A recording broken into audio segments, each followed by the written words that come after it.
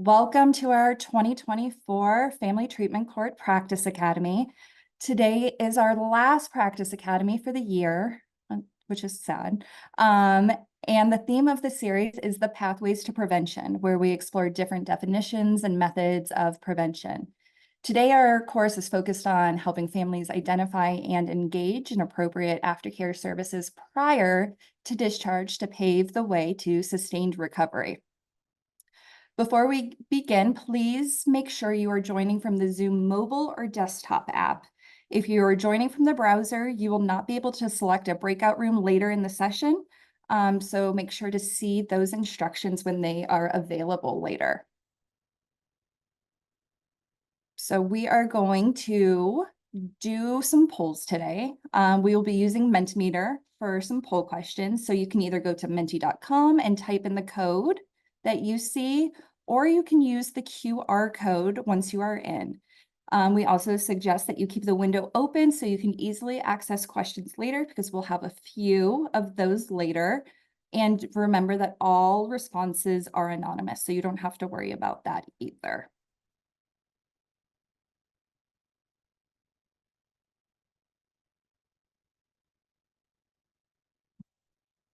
And all attendees are muted today, but we will have that option later for you when you're in the breakout room. So first, we want to know, where are you joining us from? And if you're outside the US, please let us know where you are in the chat. Let's see, we have some Oregon, California. That's where I'm joining you from today, is Southern California. Georgia. Go Bulldogs. Sorry, had to say it. Washington. North Carolina.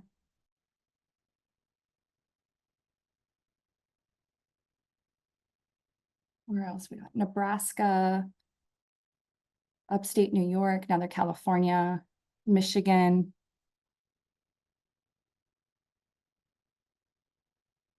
Do we have any folks joining us from outside the US? Not seeing that. Kansas.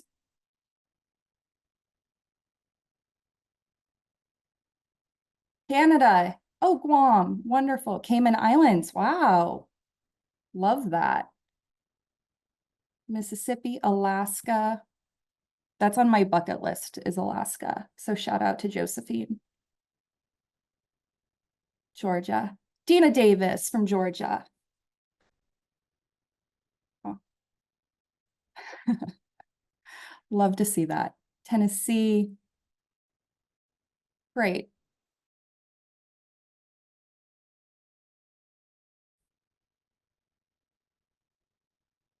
Greetings from Baltimore. Hello. Los Angeles. Yep. Nice representation there. It looks like we have quite a diversity here.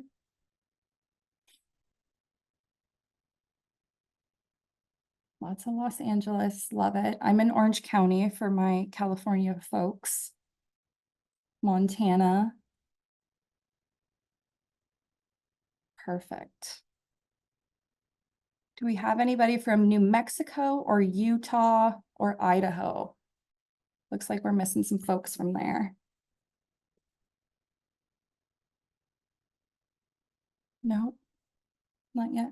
All right.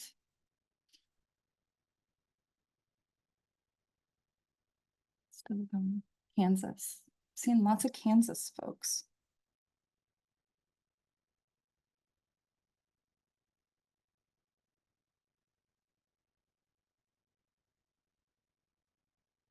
Anybody else? All right.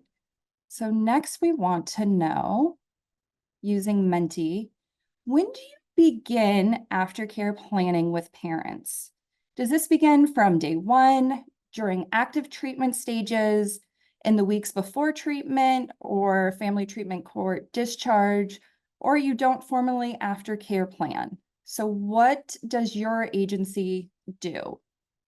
What does that look like? And again, these are anonymous. If you have additional comments, we'd love to hear from you in the chat. We have some awesome CFF staff members that are also in the chat. The link is in the chat right above. Yes, thank you. So we have quite a few from day one, during active treatment, in the weeks before. Let's see. Pretty evenly dispersed here. A lot from day one, okay.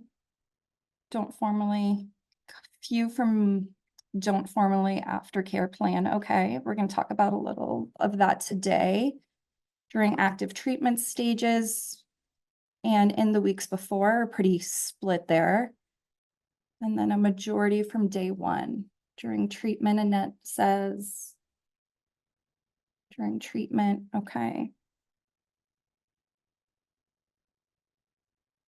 For those of you that are joining us a little bit late, we are doing a poll, wondering when your agency beginning with parents.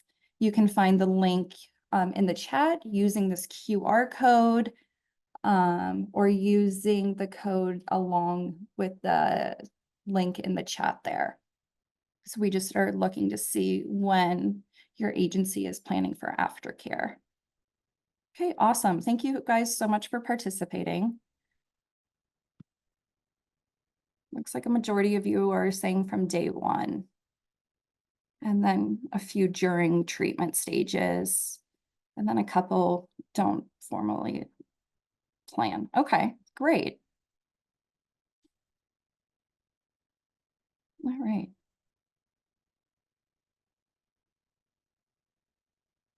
Also depends on when they enter. Yeah, definitely. Okay, so moving us right along, our awesome team put together a 10-minute video, the 6 do's and don'ts of aftercare planning. If you haven't had a chance to watch it, highly encourage you to watch it, but that doesn't mean that leave and go watch it right now. Please watch it after. This conversation will still be useful, but definitely take some time to go watch it. It's short, but super applicable. And I think you'll find it super helpful to share with your teams. My name is Emily Sabota, and I am a senior associate at the Center for Children and Family Futures. And prior to joining CFF, is what we call ourselves, I was a clinical director at an outpatient treatment facility specializing in substance use disorders and mental health for adolescents who are near and dear to my heart. So you could say that today's topic is specific and special to me because I love to set up children, parents, and families for success. And at CFF, our mission is to prevent child abuse and neglect while improving safety, permanency, well-being, and recovery outcomes with equity for all children, parents, and families affected by trauma, substance use, and mental disorders. And that is the mission at CFF. We are supported by the Office of Juvenile Justice and Delinquency Prevention. The opinions and recommendations expressed in this presentation do not necessarily reflect those of the DOJ. So we got to give an acknowledgement and shout out to the DOJ today. And if you'd like to learn more about OJJDP and its priorities, we encourage you to visit their website. This Practice Academy course is about improving our understanding of the importance of aftercare, learning concrete strategies to enhance aftercare planning, and adopting approaches from recovery research and innovative FTCs focused on sustained recovery.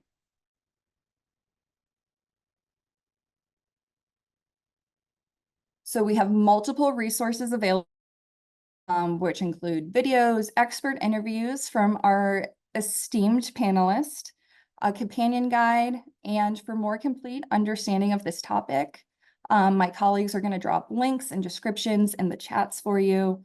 Tons of great resources that our dedicated team have developed for you. So we would love for you to complete our evaluation. We know it's going to be great. Doesn't mean you need to do it right this moment. So we're going to drop it in the chat now. Please keep it open and then fill it out once we're done today. And then if you would like a certificate of attendance, please complete the evaluation survey. After you submit the survey, you'll be directed to a link where you can then access and then download the certificate. So once you do the survey, then the certificate will be available. So here's a little breakdown of how we're going to do things today. So we're going to have a facilitated discussion with myself. You guys are so lucky. You're welcome. Along with our 4 awesome panelists. And those are questions that you all submitted with your registration. We'll do that for about 30 minutes. And then we're going to have a breakout groups with the 4 panelists and our CFF staff. And you can choose one panelist and you can go into each breakout room. You can move along. You can go from room to room. We encourage you to go off camera and talk to the panelists. And I know my introverts, their heart rate just spiked, but it's okay. Our team is awesome.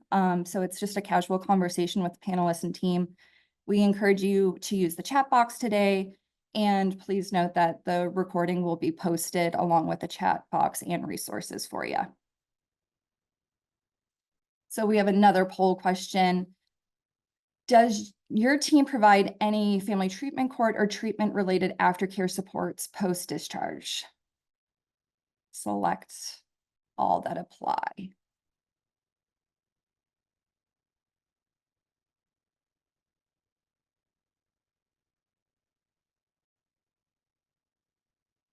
All right, aftercare tracks, alumni groups, phone text, check-ins, priority re-entry access, other share and chat.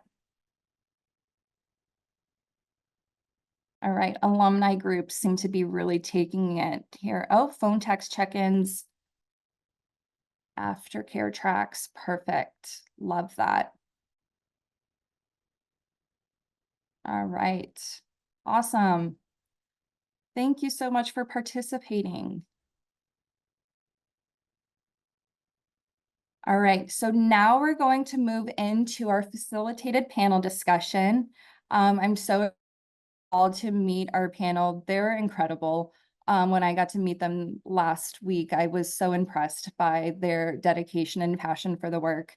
So I'm going to have them introduce themselves, and we're going to do a quick intro of their name, their role, the agency they work with, the families that they work with, and the location of their agency. So Durand, I'm going to start with you, and also please include in 2 to 3 sentences, what's your elevator pitch for why aftercare is vital for sustained recovery?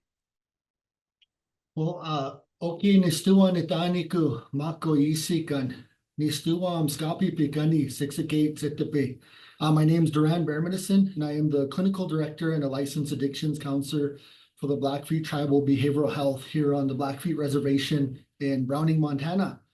And we service a lot of the community members from the ages of 5 on up, depending through high school and into the adult populations and those that are high risk.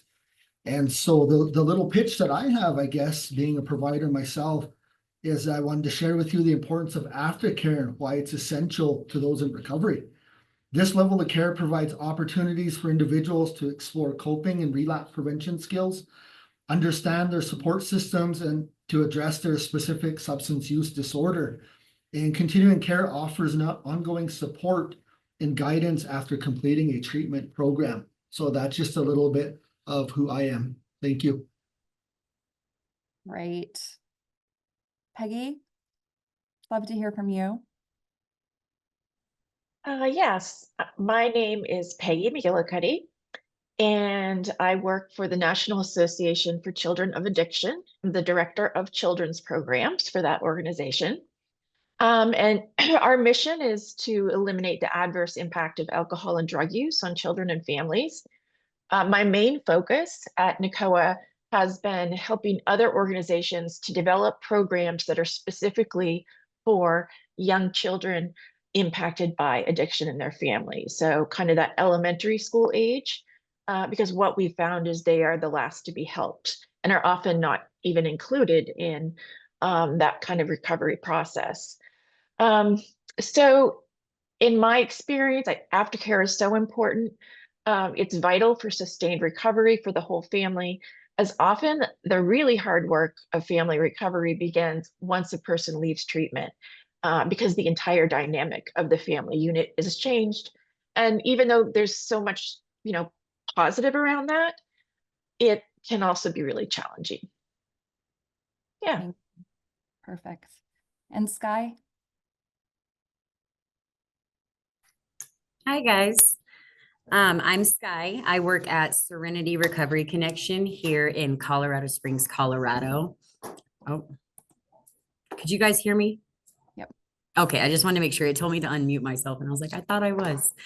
But yes, I work at Serenity Recovery Connection as an outreach peer specialist. I also just became certified as a certified peer and family specialist. I work very closely here with our outplaced population. So I'm going out with CSPD, which is the Colorado Springs Police Department. I go out with them a couple times a week, just trying to bring recovery to those that are unhoused. I also go into the courts here for the 4th Judicial District. I am a graduate of a problem-solving court. I was in DUI court. We also have domestic violence court. We have recovery court. We have family treatment drug court. So I go in and I speak to them and I offer our services while they're entering their program, before they enter their program, and constantly throughout their program. Why I believe aftercare is essential to sustained recovery is because it provides the ongoing support and structure necessary to maintaining progress after treatment.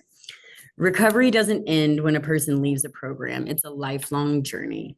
Aftercare helps individuals develop coping strategies, build a supportive community, and address challenges and remove barriers before they derail progress. I do believe with ongoing peer support, aftercare reduces the risk of relapse, fosters accountability, and helps individuals create a stable, healthy life. Without it, the foundation for lasting recovery is much more vulnerable. Thank you, guys. Thank you, Sky. And Beth?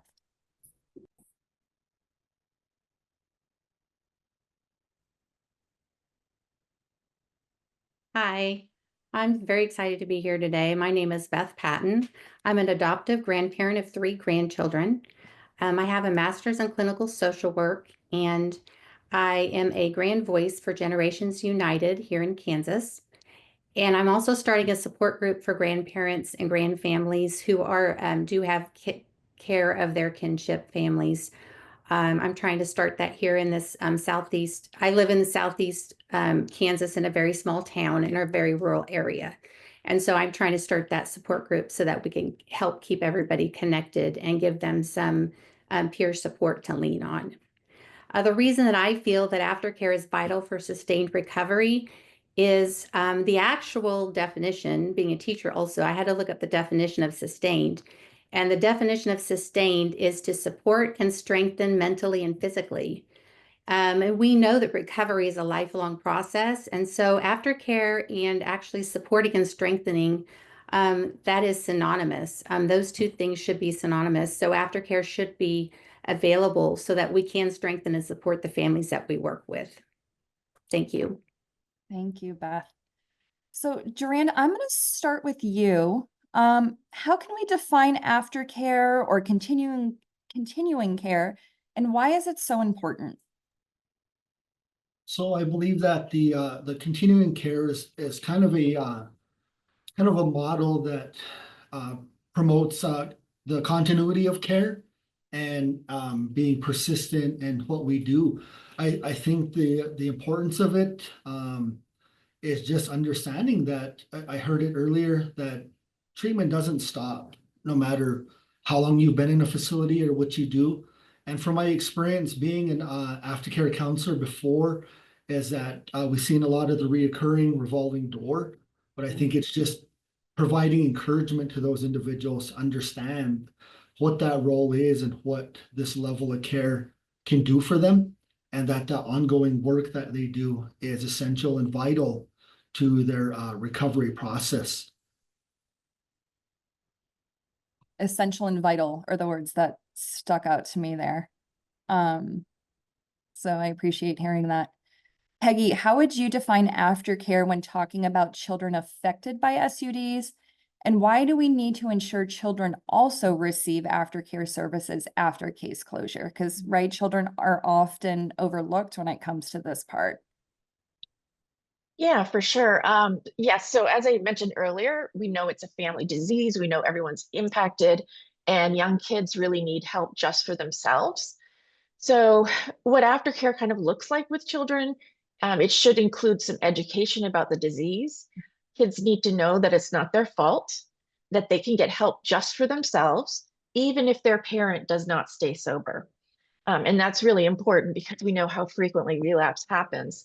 But most importantly, I think aftercare, for example, there's particular groups we run for little kids, and creating a space where kids can connect with other kids and realize that they're not alone.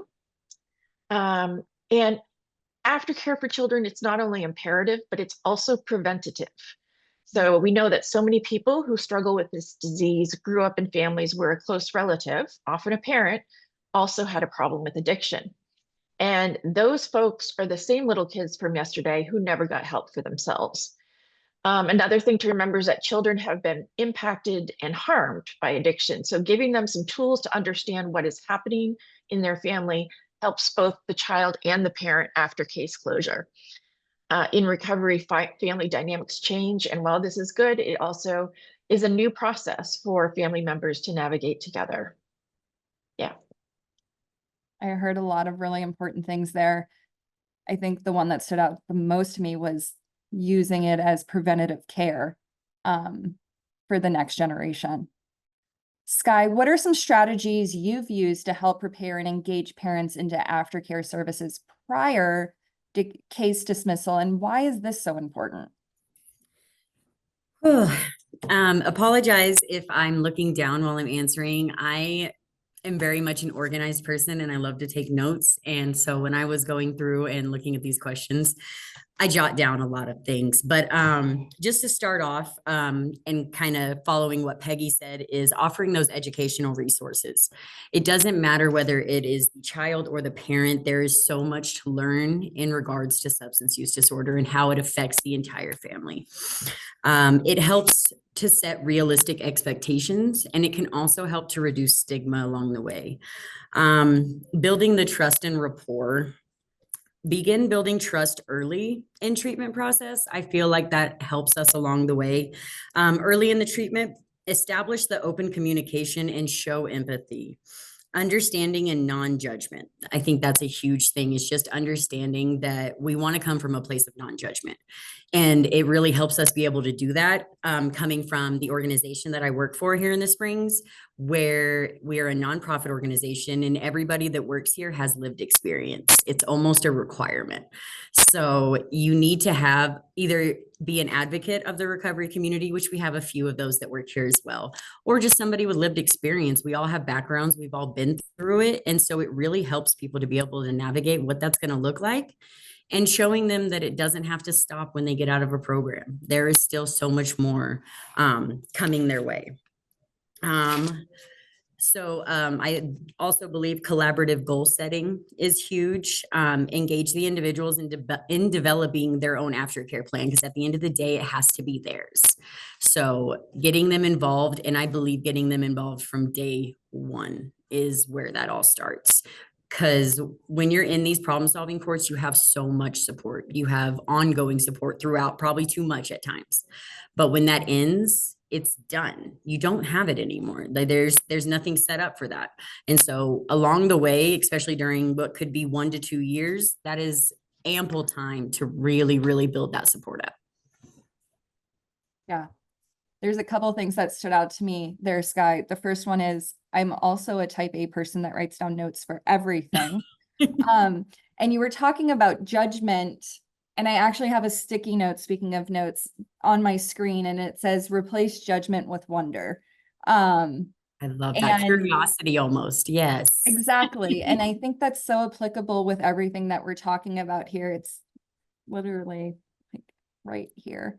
I love that. Right. And it stood out to me when you were saying that, and building rapport Yeah. and building that trust with every single population that we're talking about.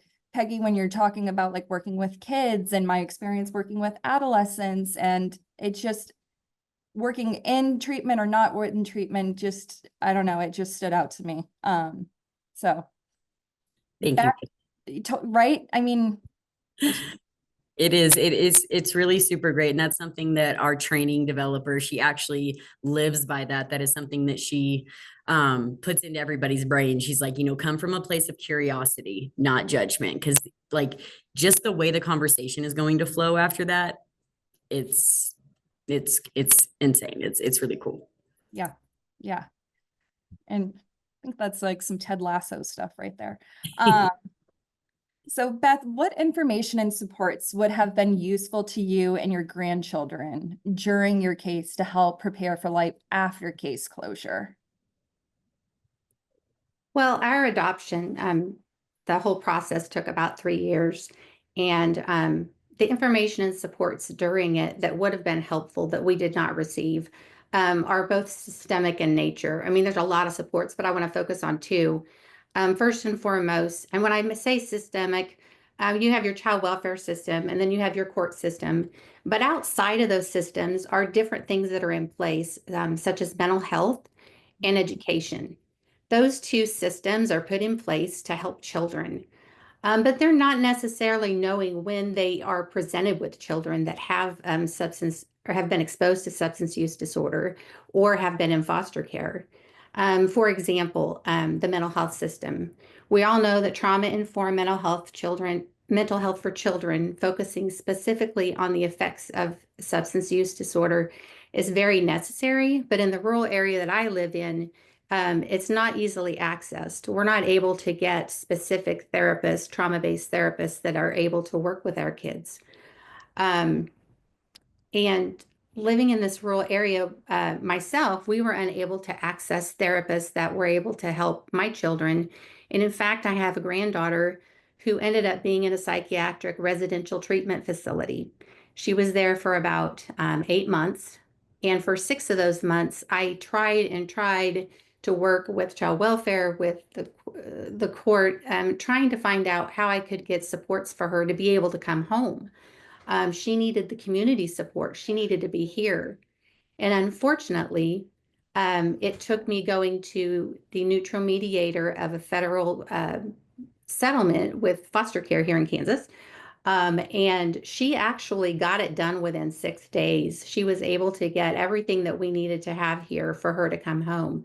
And those kinds of things shouldn't happen. It should be, the family should be given those tools to how to find those supports.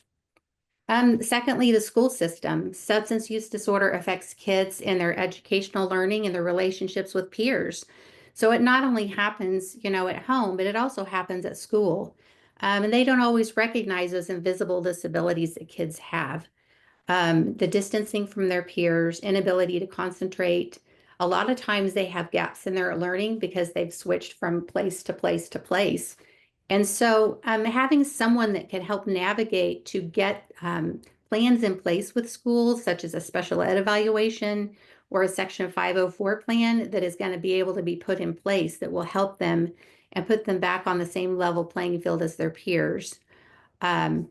Assisting them, parents, to know what these plans are, how to access them, and how to request them. Those are kinds of supports that I wish that would be given to parents and families. Yeah, definitely. Peggy, you've worked with children affected by substance use disorders for decades now. What themes have you noticed about what children want and need after cases close and reunification or permanency occur? Mm. Yeah, so just to give some context with the work that I've done, I've primarily facilitated support programs for kids impacted by addiction, and that's what I've done since I was in my 20s. I worked at the Betty Ford Center, which has a 4-day program, intensive program for those kids. And currently at NACOA, we're actually working right now with a treatment center in Florida to help them set up a program specific to children. So the themes that I've noticed with the kids that come into my group is a strong desire for the child to reconnect emotionally with their parent. And to do this, kids express that they really need to understand what's going on. While I talk, you'll notice I'm using the term addiction instead of substance use disorder. And I want to clarify that that's because that's the terminology we use with kids. When we do groups with kids ages 7 to 12, we do not use the term substance use disorder. So they need to understand really what addiction is, but really importantly, that people with addiction are not bad people, and that they can love their parent but hate the disease, and that's perfectly okay. And the kids that I've worked with in programs have come into group truly feeling that the problems in their family are their fault, and that somehow they could have fixed the situation. And this is really especially apparent with kids that have been in the family court system. They come in often with a lot of guilt. If only I was a better kid, if I didn't get into trouble.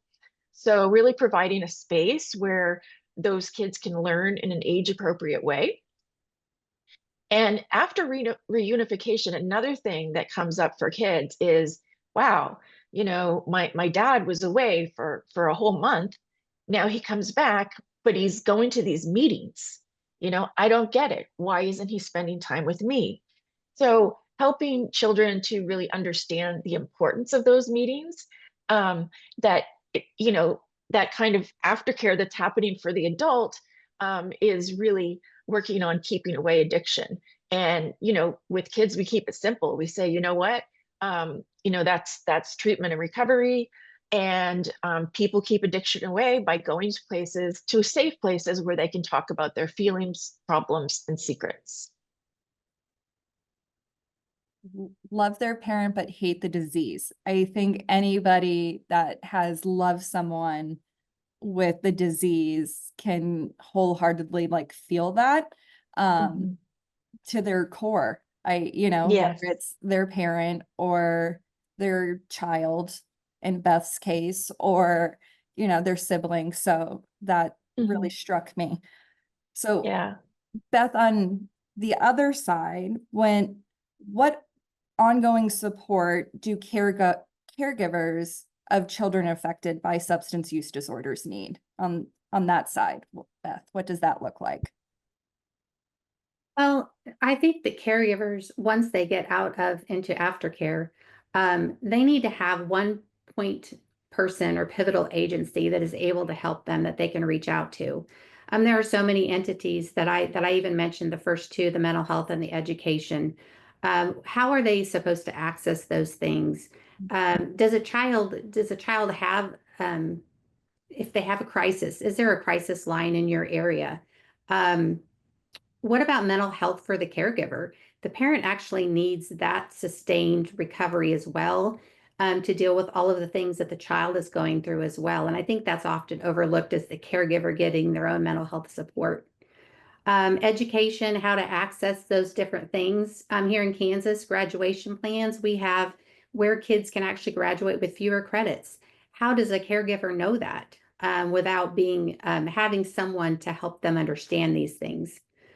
The justice system, that's one I wish I had a tutorial on. What happens when a child may not go by societal norms when they get thrown into the juvenile justice system?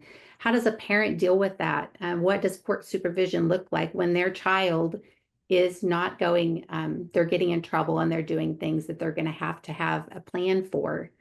And the last one is a peer support system, which is awesome, and why I'm trying to start this group.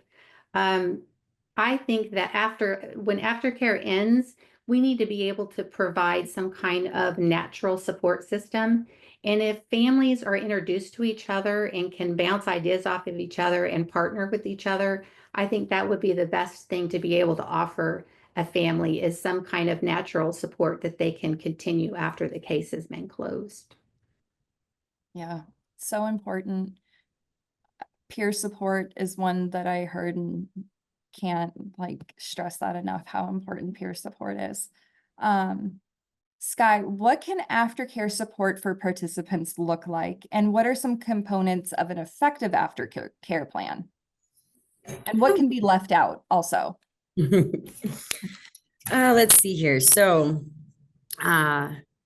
the form and structure of any aftercare plan is going to differ based on the individual themselves, whatever their situation looks like. They might have different needs, but there are plenty of common elements in everyone. You're going to see therapy and counseling a lot of times that is implemented in any of our problem solving courts. So you are getting therapy and you are getting counseling. And then you also have a probation officer and you have a judge and you have all these people that you can connect with while you're in there. Another one that they ask you to get set up with is either a 12-step or a mutual aid group. It does not have to be 12-step based, but they want you to have some kind of community involvement.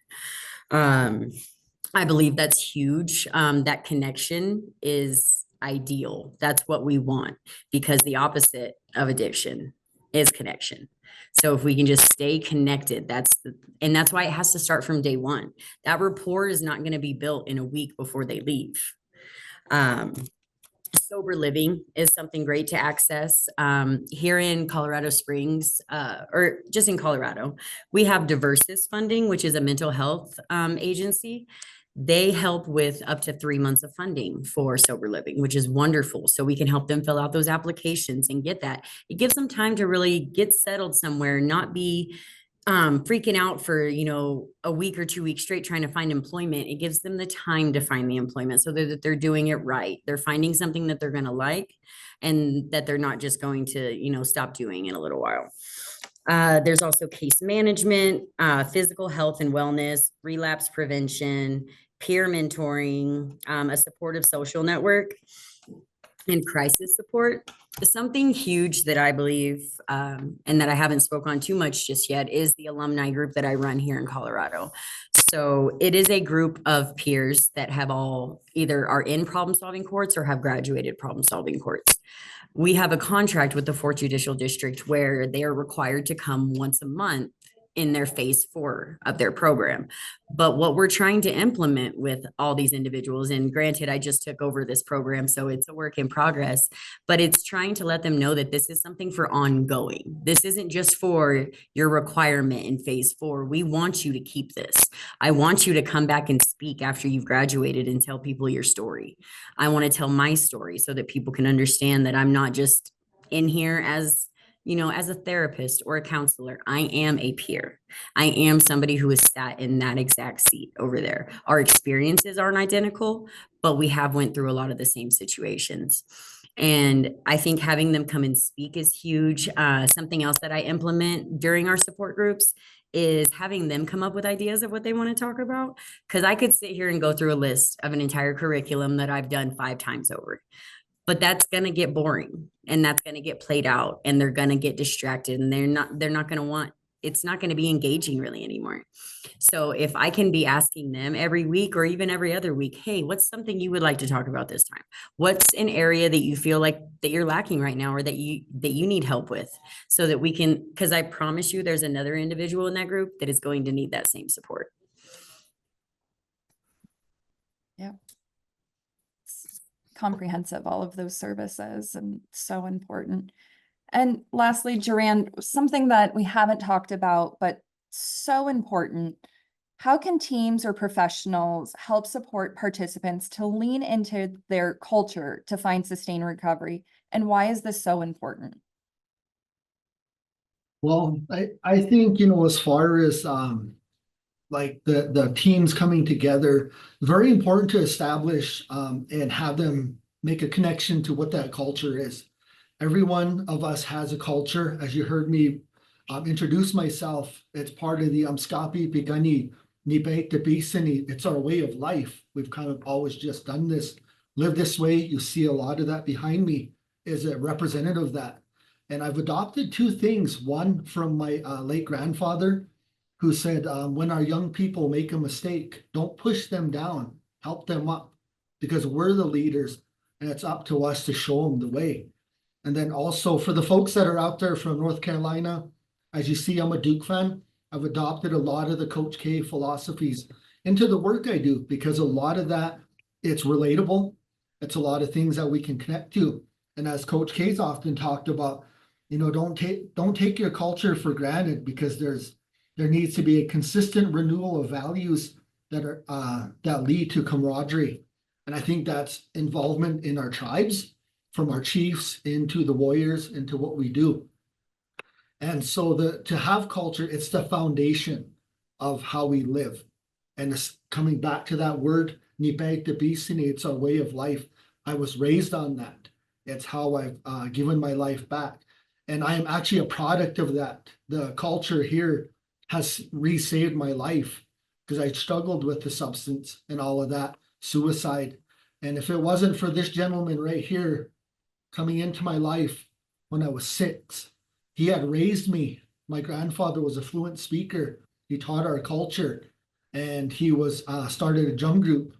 And now we carry that drum group on. And that has connected us to staying sober and being active in the community. And being the leader of that group, we've been Grammy nominated back in 1998. So our drum group was nominated for a Grammy. It was the pride and joy of our community. We still carry that on after 29 years. And I've started a youth drum group and culture group here for our program. And actually, we meet tomorrow every Wednesday. And so it's about connecting our youth and knowing what the resources here in our community now. And so as we use that in our life, we establish and recognize this is what it can do for you. Seeing what it's done for me, I am a product of that. You can be as well. So know your identity. As I said earlier, Nistua Nitaniku Mako Isikan, my name is Wolfrobe. That's who I am, singular. Come along, I'm Skapi Pikani, I belong to the Blackfoot tribe. A little further, collectively, I belong to the Siksika Tsitapi, the Blackfoot Confederacy. That is who we are. And so we're introducing that to our young people to carry that forward. And that's why it's so important to have, be connected to that culture and identify what that means. So for me, those are some of the things. And again, it's spread out here through what I practice with my smudges, the books that I read, and reaffirming that culture is key. And so that is something that I'm very passionate about. And had it not been for me reconnecting with that, I certainly wouldn't be here joining you guys today. Who knows where I would be, but thankful that I've been reintroduced back to this life, and I'm hoping to share that and pass that on to our young people. Wow, thank you, Duran. That was profound, and the importance of connection and foundation, I think, is the perfect place to leave us, as now it's time to transition into our breakout rooms. Yeah, parenting is hard. And, it's also really important for kids and parents to have a shared language about what is going on in their family. And that can really help with sort of, reintegrating into the family. So yeah, it's important for kids to have recovery just for themselves. Absolutely, thank you. And Sky, how about you?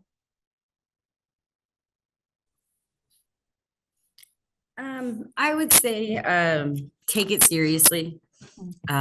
It's huge.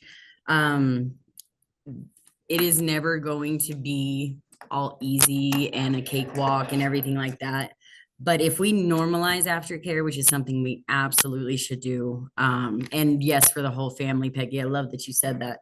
Especially working with individuals when we have the family treatment drug court, like it is so inclusive and it is a beautiful experience to watch. That's why I love going there and presenting to the courts, is because I get to see that. I get to see the mountain of diapers that they're handing out every week to their participants. I get to see their kids excited to come because they know that, oh, mommy's going to get an award or this or that. but starting to frame aftercare as an integral and positive part of recovery, not as an option or last resort service. Emphasize that recovery is a process that requires continuous support, especially if you want it to be long-term recovery. Thank you, Sky. And Beth, how about you? I would wish that each agency that's here takes the word aftercare and creates a focus group and brainstorms what that actually means to your community. I know that we talked in our breakout session about rural areas, metro areas, and the differences. Aftercare is going to look different for each one of those, and I wish that they would just go through and look at what does it take to support a family, both physically and mentally, both. In both of those areas, and what will help them to help their clients the best way possible. I cannot thank you guys enough for your expertise and your hope and your guidance and the passion that you have shared with us today. You four are incredible. And so thank you so much for your time today. And truly thank you for the work that you do. You guys are truly making a difference out there. So thank you so much. May I ask a question, Emily? Sure. Will we have access to these responses from the next step when it's all said and done? I am sure we can find a way to make that happen. I would love that. Absolutely. I want to be able to read all of them, and I can only see a few as they keep going up, but just be Yes. able to see all of them would be great. We will figure it out. Thank you. All right. So to wrap things up today, just a few housekeeping items. Go to the Practice Academy website and download Practice Academy resources. Again, these include videos, expert interviews, companion guides, and our supplemental resources. The recording and chat box discussion and resources will be posted for you all later this week. And then make sure to register for our next idea exchange focused on this topic, December 3rd. The link will be in the chat. Join your peers across the country about aftercare, successes and challenges. Again, that's December 3rd on this topic. And then again, we ask that you please, please, please complete the evaluation survey to give us more feedback. Tell us how we can do better. The link is again posted in the chat and will be emailed to you along with some resources. And if you would like a certificate of attendance, please complete the evaluation survey. After you submit the survey, you will be directed to a link where you can then access and download a certificate.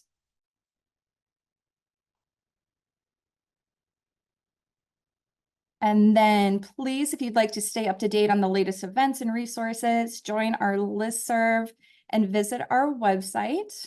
We have two different listservs, one for CFF specifically, and then one for our awesome FTC program. And then lastly, please reach out to us for any of your training and technical assistance needs. We hope you found today's Practice Academy useful and beneficial. And thank you so much for joining us today. We hope you have a beautiful day. Take care, everybody.